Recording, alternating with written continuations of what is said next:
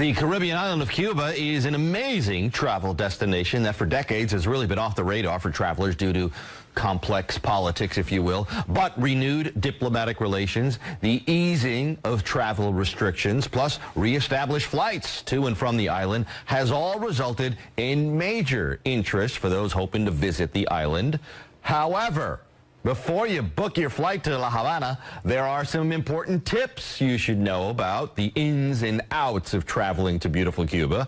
Here to shed some light for us, our good friend Vito Echevarria, consultant from Travolution.com, and Steve Marshall, CEO and Director from Cuba Ventures Corporation. Welcome to you both. Good to have you back, my friend. Pleasure. You come armed with tips, do you not? Of course, of course. Because you've seen a lot more people going, right? I mean, it's just taken off, hasn't it? It's been picking up. I mean, one of the factors, of course, is the news stories have been coming out about the celebrities going there. Yeah. You have a situation with Vin Diesel, in particular, filming the new Fast and Furious film out there recently.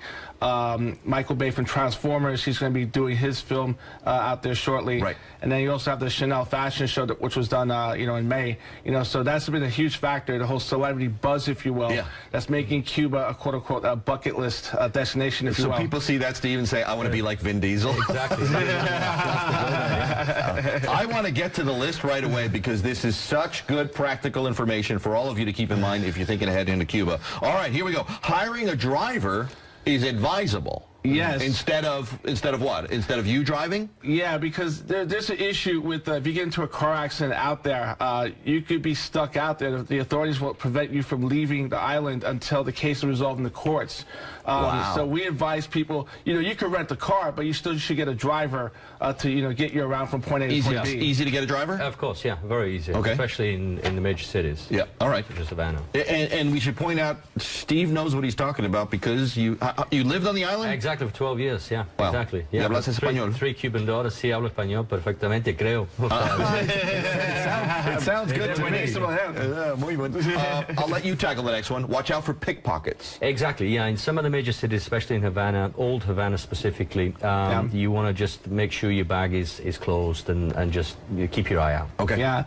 And go ahead. Now, I was going to say, I want to stress, Cuba's still the safest country anywhere in Latin America, but still you should use your New York sense, if you will, your New York street sense to make sure nothing happens while you're out there. Well, they're as much aware as anyone that people are coming, and people are coming in big numbers, and because of the next tip that you're going to put out here, bring lots of cash. Yes. Usually pickpockets like to go where there's cash. Yeah, I mean, there's an issue, obviously, because of the embargo that the U.S. credit and debit cards don't work in Cuba right now. Oh, okay. So Americans do need to take enough cash for their stay while they're in Cuba. Yep. There's still, some legalities that have to be worked out between the American and Cuban banking systems. So that's the real reason why, right now, American credit cards and debit cards are still no good out there, even though you have this diplomatic opening between the two countries, if you will. So you're literally using cash to pay for your hotel? Everything. The cab? Everything. Yeah. Your meals? Everything. Everything. Yes. All right, bring lots of cash. Yeah. Buy drugstore items before the trip. Are you talking medications for? Everything from pharmaceuticals to, shampoos, Band-Aids, everyday stuff. Yeah. Why? It's just tough to find it in Cuba. The essentials that you'd easily find here, you'd have difficulty finding there. And they're very pricey. When we do find it, they're very pricey. In the past, for example, my friends were asked for such items as, blonde hair coloring. Things like that. Sunscreen is a big deal. Yeah. Very difficult to get. Yes. Your skin tone, perfect for a Caribbean island.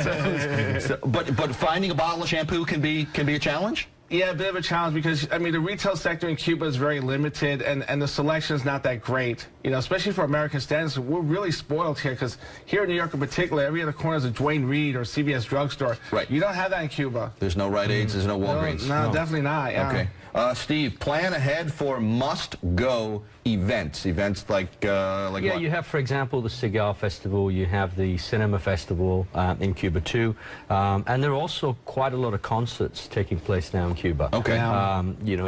Obviously, Major Lazer was just there, for example. Sure. Right. And there's some big groups playing in Cuba, so plan ahead for that. When you say plan ahead, take it a step further. A, how far ahead, and B, what are you planning? Well, for example, if you're going to be doing travel, let's say this coming September or December, you should do a little extra internet research to see if there's a particular event coming up.